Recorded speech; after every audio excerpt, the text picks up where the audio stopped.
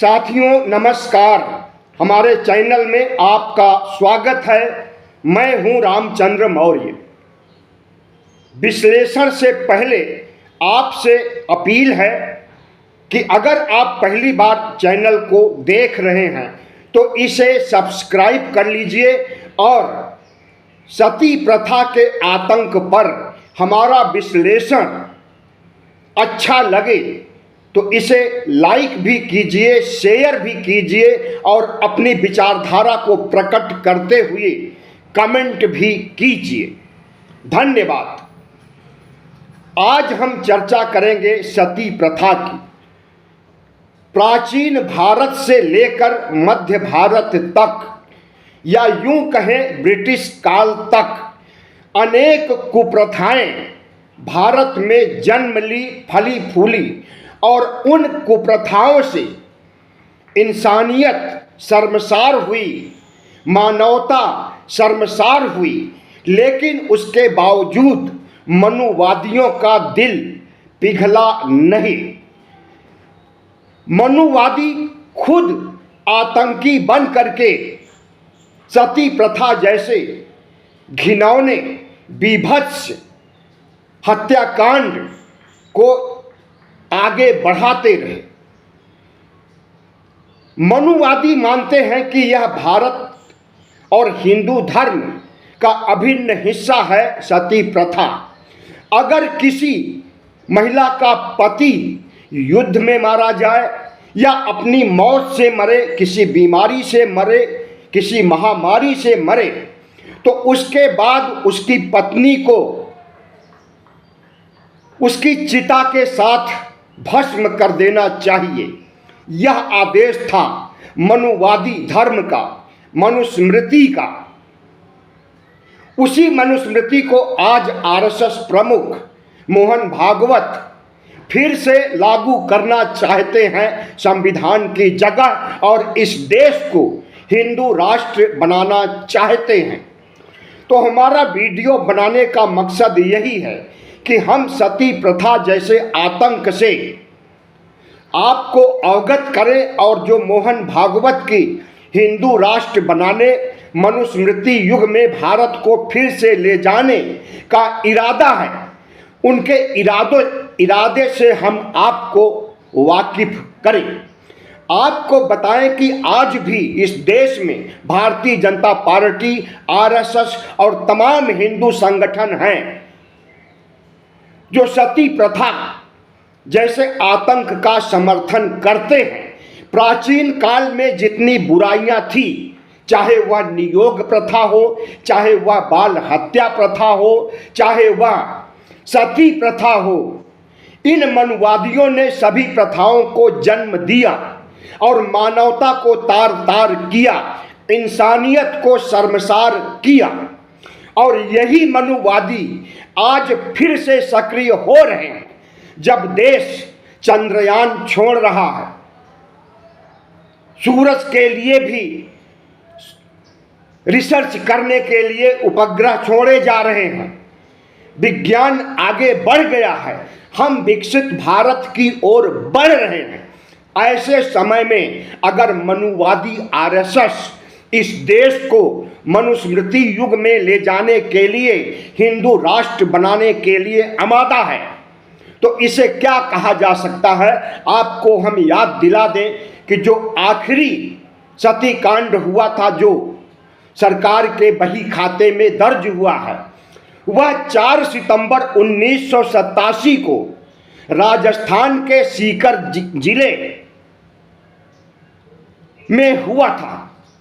माल सिंह की पत्नी, माल सिंह की मौत हो गई थी और माल सिंह के मौत के बाद उनकी पत्नी रूप कंवर को चिता में भस्म कर दिया गया था। उस समय भी आरएसएस ने और तमाम मीडिया संस्थान जो आरएसएस के समर्थक हैं, उन्होंने इस सती कांड का समर्थन किया था।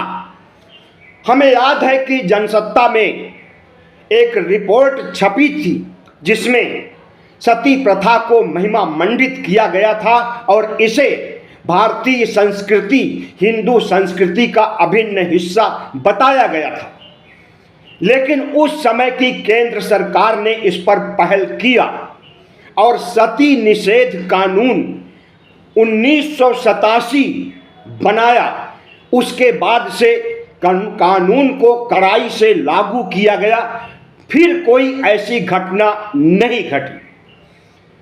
राजस्थान, गुजरात, मध्य प्रदेश, पश्चिम बंगाल, आंध्र प्रदेश, केरल, तमिलनाडु, भारत के लगभग सभी राज्यों में जितने भी बड़े राज्य हैं, ब्रिटिश काल तक सती प्रथा का प्रचलन था और इन सभी राज्यों में मनुवादियों की, हिंदू संस्कृति की, सनातन धर्मियों का बोलबाला रहा है और इनका बोलबाला होने की वजह से स्वैच्छिक नहीं, अपनी इच्छा से कोई भी विधवा सती बनने के लिए तैयार नहीं हुआ करती थी। उस पर दबाव डाला जाता था, जोर जुल्म किया जाता था, उसके बाद मजबूरन उसे सती होना पड़ता था अपने मृतक पति के साथ। मानवता के साथ कितना बड़ा अन्याय किया है इस देश के मनुवादियों ने, ब्राह्मणों ने, आरएसएस ने, जनसंघ ने, बीजेपी ने, तमाम हिंदू संगठनों ने, शंकराचार्य ने। इसकी एक लंबी कहानी है। तमाम तरह की कुप्रथाओं को जन्म दे करके ओबीसी, एससी, एसटी को महरूम करने की कोशिश की गई और सती प्रथा जैसी कुप्रथा को जन्म दे करके हर धर्म, हर समुदाय, ओबीसी, एससी, एसटी, शूद्र, ऊंच नीच, हर किसी महिला को यह दंड दिया जाता था। अगर उसका पति मरता था तो उसे सती होना पड़ता था। अगर पत्नी मर जाए तो हिंदू धर्म में ऐसी व्यवस्था नहीं थी कि पति को सती या सता होना पड़े। पत्नी के मरने के बाद पुरुष तुरंत शादी कर लिया करता था, पहले भी और आज भी कोई विधवा बनती है, उसका पति मारा या मर जाता है तो उस विधवा को कई राज्यों में पुनर्विवाह करने का अधिकार नहीं है। एक सामान्य महिला के रूप में, सम्मानित महिला के रूप में जीवित रहने का अधिकार उसे नहीं है। तो यह हिंदू धर्म, यह सनातन धर्म, ये मनुवादी लोग जो पहले आतंक मचाते थे, उनके आतंक को विज्ञान ने, सरकार ने, अंग्रेजों ने बहुत हद तक खत्म कर दिया है, लेकिन अभी उसके अवशेष जिंदा हैं। रूप कंवर सती कांड जो 1987 में हुआ था, 4 सितंबर 1987 को हुआ था, उसके बाद आधिकारिक रूप से तो कोई घटना सामने नहीं आई। लेकिन अगर कोई पति मरता था तो उसकी पत्नी को भी चिता में जलाने के लिए कई बार कोशिशें की गई, लेकिन उन कोशिशों को कानून ने, इस देश के प्रगतिवादी सोच रखने वालों ने सतीकांड नहीं होने दिया। लेकिन हमें चिंता इस बात की है कि आज जब आरएसएस इस देश को मनुस्मृति युग में ले जाना चाहता है, 2000 साल पहले की मनुवादी युग की व्यवस्था में झोंकना चाहता है, तो सवाल उठता है कि क्यों न सती प्रथा जैसे आतंक को आपके सामने रख करके आपकी आंख खोला जाए और आरएसएस के हिंदू राष्ट्र की धज्जियां उड़ाई जाए। हिंदू राष्ट्र बनने का मतलब है फिर से सती प्रथा, फिर से बाल हत्या प्रथा और फिर से तमाम कुप्रथाएं शुरू हो जाएंगी और वर्ण व्यवस्था का दंश जो आज़ादी के बाद कमजोर हुआ है, वह दंश और आगे बढ़ जाएगा। ऊंच नीच की खाई और चौड़ी हो जाएगी और भारत में बहुजन समाज के लोग जो आज तरक्की कर रहे हैं, पढ़ लिख रहे हैं, उस पर रोक लग जाएगी। आरक्षण की तो कोई बात ही नहीं रहेगी, बल्कि फिर से आरएसएस चाहता है कि हर एक बहुजन व्यक्ति के आगे हाड़ी हो, पीछे झाड़ू हो, और ऐसा ही करने के लिए वह मनुस्मृति लागू करना चाहता है, वह मनुस्मृति युग लाना चाहता है। भारत में सती कांड सदियों तक रहा है और कितनी हजारों, कितनी लाखों महिलाएं सती की बेदी पर जल करके खाक हुई हैं, इसका कोई आंकड़ा उपलब्ध नहीं है। लेकिन जिस तरह से सती निवारण अधिनियम आने के बाद संविधान के अनुसार 1987 में जब सती निवारण अधिनियम लाया गया तो उसका भी विरोध इन्हीं आरएसएस वालों ने किया था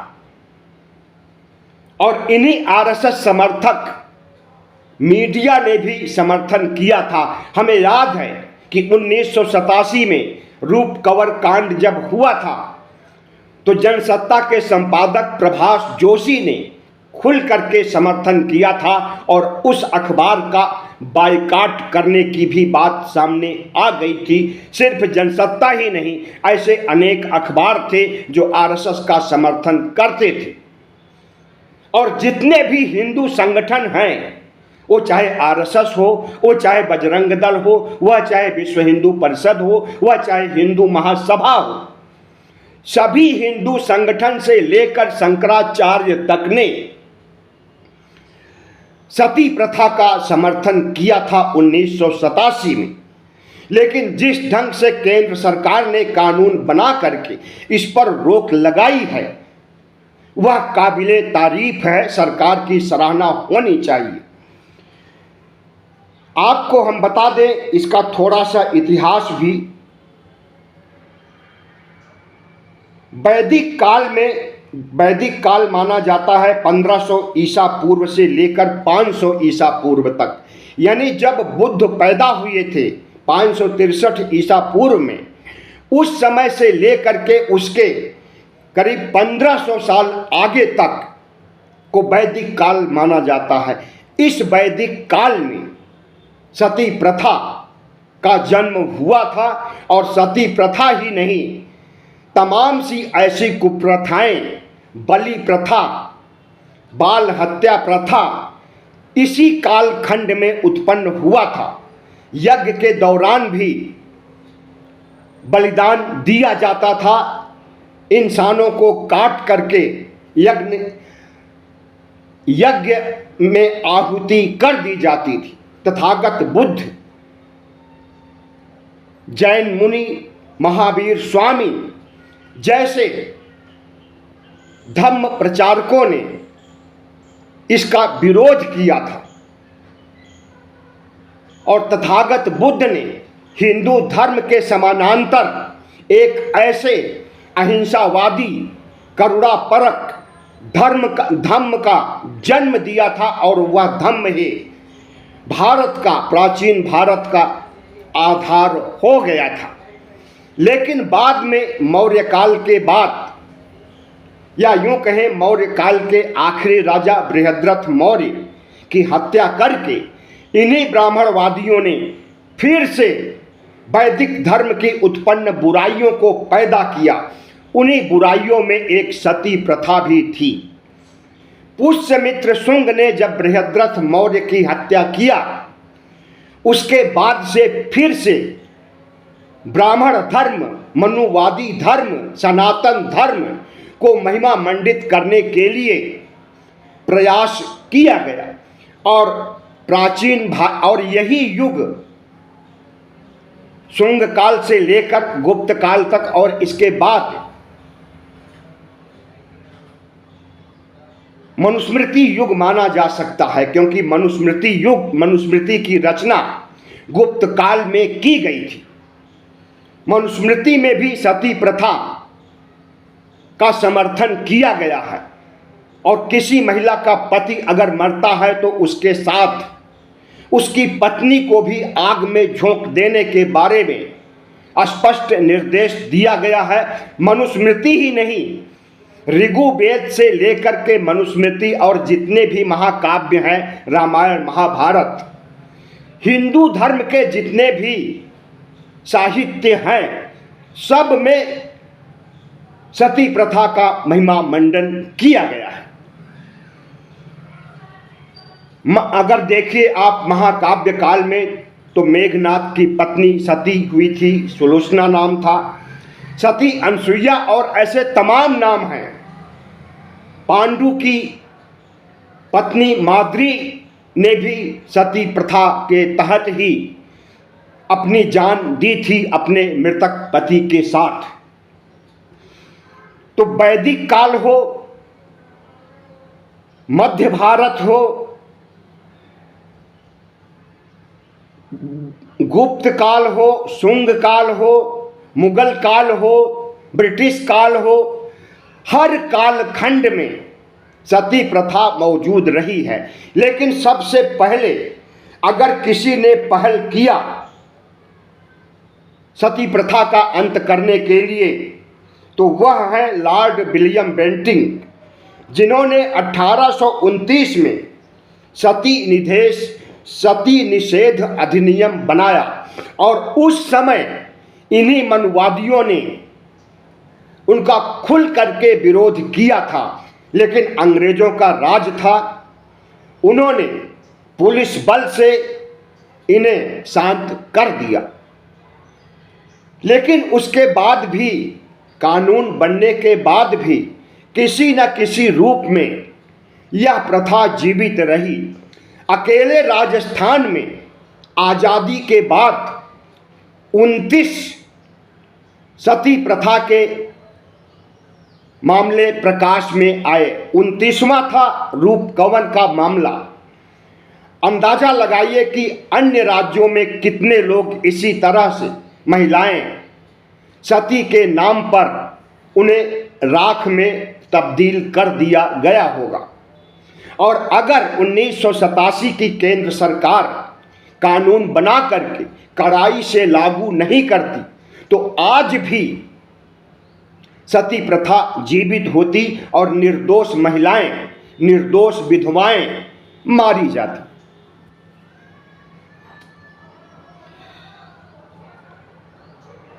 कितनी विडंबना है कि हिंदू धर्म को मानने वाली एक महिला, बुजुर्ग महिला भी सती प्रथा का समर्थन करती है।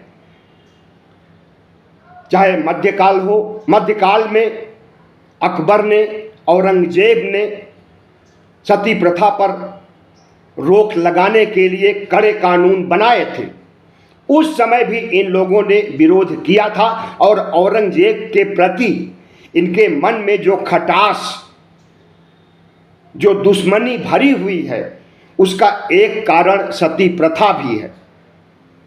औरंगजेब ने अच्छे काम भी किए हैं और अकबर तो सभी का प्रिय था। अकबर को तो एक महान सम्राट के रूप में जाना जाता है।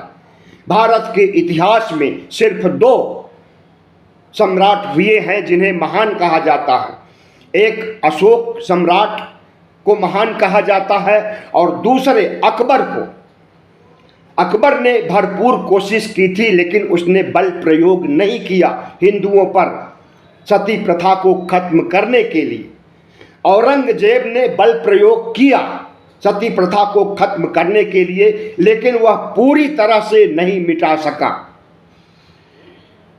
आज भी आप देखेंगे कि राजस्थान, गुजरात, मध्य प्रदेश, पश्चिम बंगाल और दक्षिण भारत में उत्तर प्रदेश, लगभग सभी राज्यों में आपको सती के मंदिर मिल जाएंगे। उसमें सती मैया की पूजा होती है।